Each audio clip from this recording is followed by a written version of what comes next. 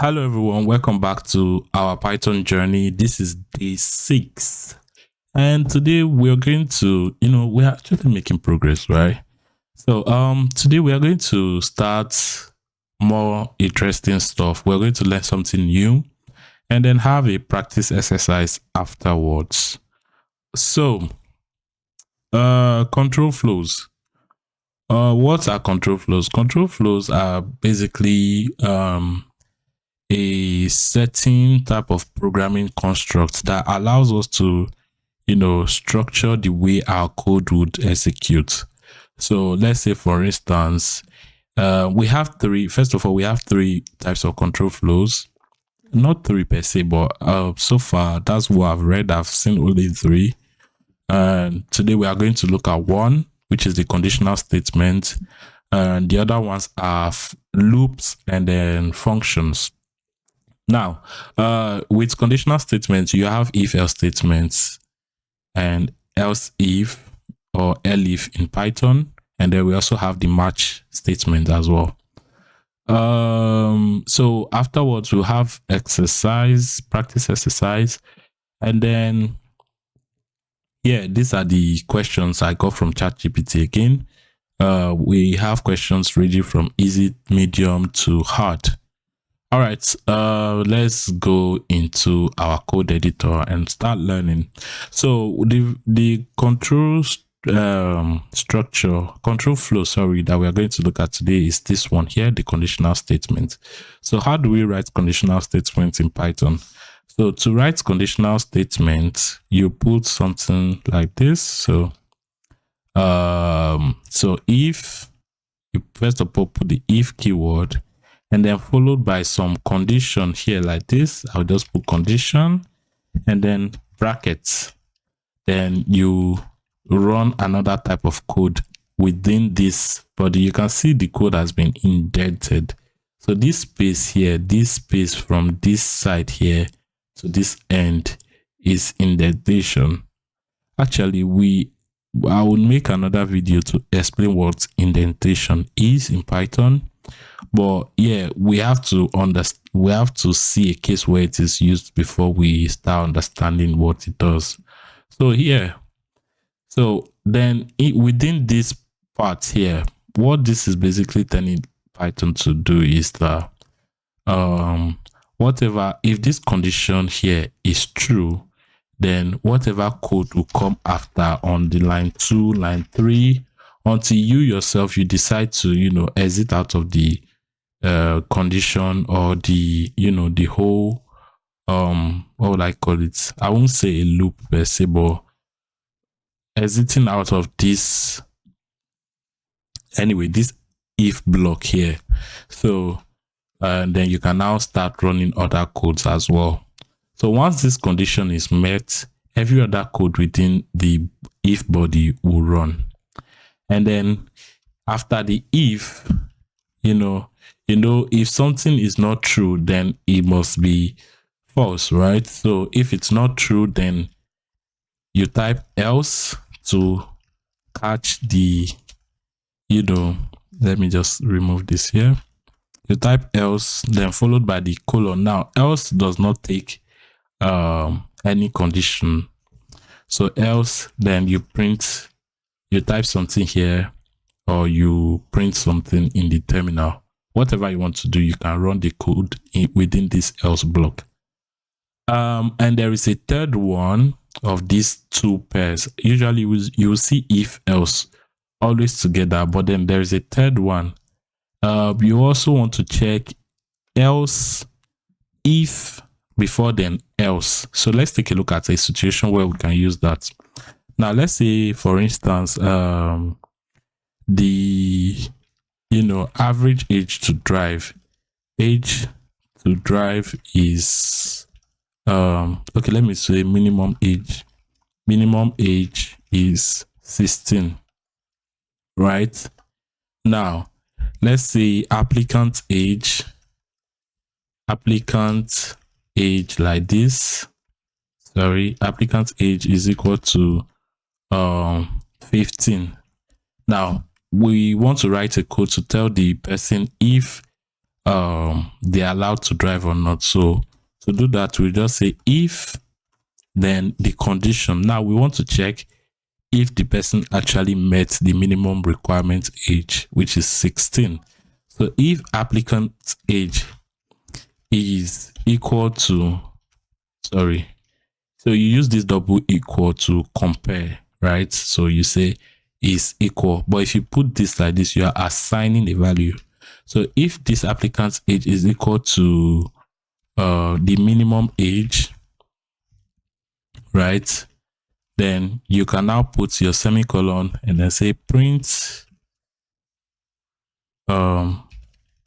allowed. Let me just put allowed, and else if they are not up to the age, you also want to give them a message. So else, then print print declined. Let me just put declined like this. Declined. So let's run this code and see what we'll have in the terminal. Now you can see declined is printed here. The reason why you see declined here is because this age here is not equal to 15, is not equal to 16, which is what this line of code means. This is the condition we are checking. So since it's not equal to that, it then moves to the else block and runs the else code here. So what if the person's age is 17? Okay, first of all, let me make the age 16 so that it's equal to 16. Let's run this code. Now you can see the person is allowed, but when we change this to 17, what do you think will happen? Aha, it's declined, but then we said the minimum age. So even the minimum age is less than the applicant's age here, which is 17. So the person was supposed to be allowed to drive. So in this case, you can do something like this. So this is where you use the else if. So else if the person, else if in Python is elif.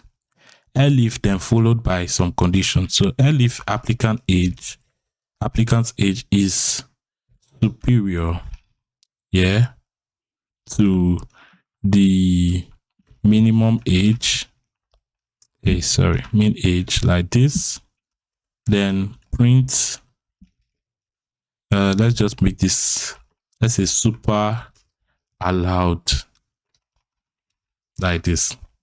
So when we run this code now, you can see we've solved this issue that we had here, where the age was bigger than the minimum required age, and then we're getting declined. But now, after using the else if or elif keyword with some condition, we were able to bypass, or we're able to solve that particular problem.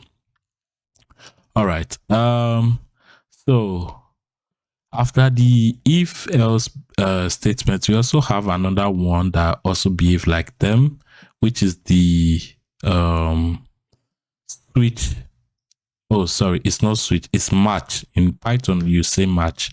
So match is basically another lightweight form of this if else block here, but then you don't put.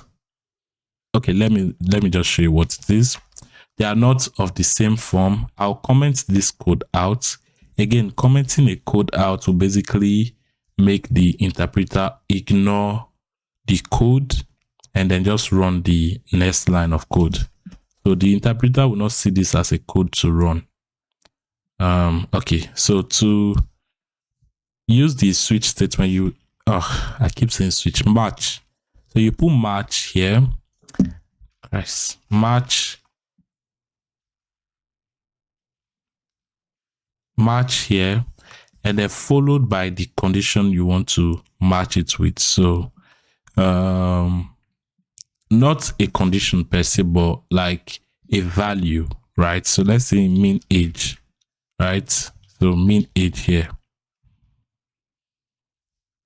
What's going on? Let me see. match. I wrote match well.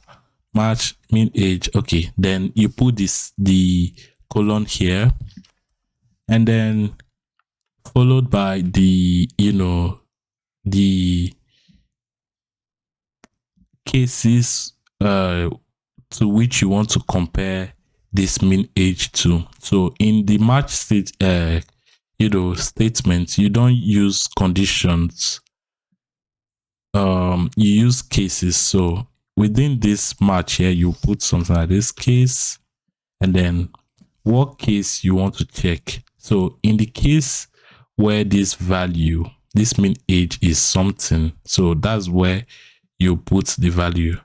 So this basically says in the case where mean age will be, let's say 17. Oh, let me put the applicant's age self.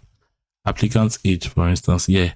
In the case where the applicant's age will be 17. Okay, let me just start with 16. Yeah. 16. Then you put another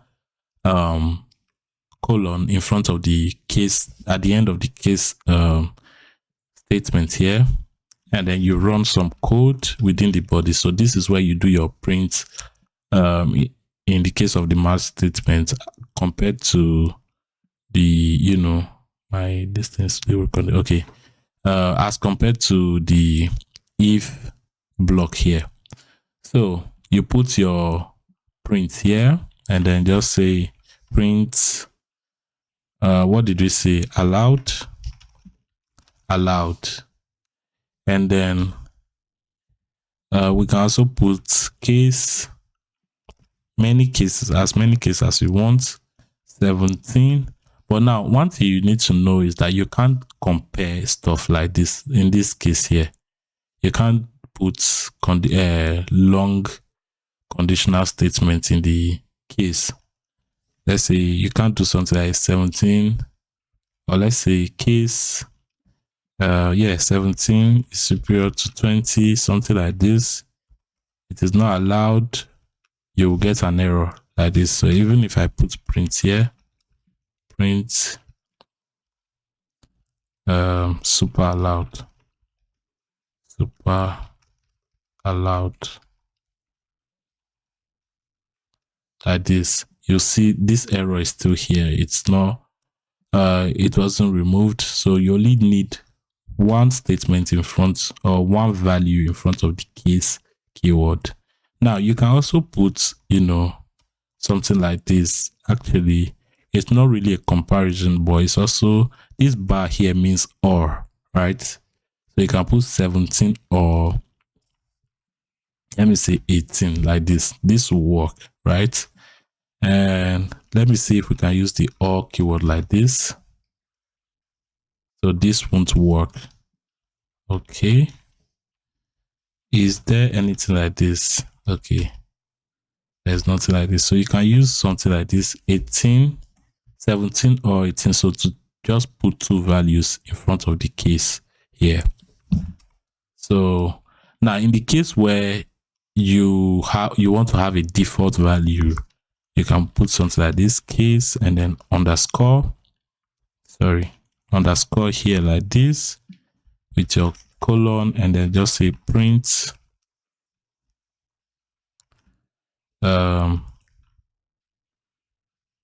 declined like this. Let me just put print declined. Now this case underscore here, this underscore is the same as this else here that we have in the if else block here. So you can see the else keyword doesn't take any condition in front of it. In the case of the match statement, you only put the underscore in front of a case. Now when we run this code now, you can see the person is super allowed, which is 17 years old. You can see the applicant's age is 17 years old. If we change this to 18, you'll see now 18 is also printed, because we said this case should be either 17 or, this bar here means or 18. And so in the case, let's change this age to like 16. When we run this code, you can see the person is allowed. Now, when we change this to 13, because 13 is not part of any of these cases here, when we run this code here, it will simply tell the person declined. And if this was to be, let's say 19, you can see 19 is not part of any of these cases here. It will also give us declined. So we need to also write a case for the 19 one and so on. So that's how the match statement works in Python.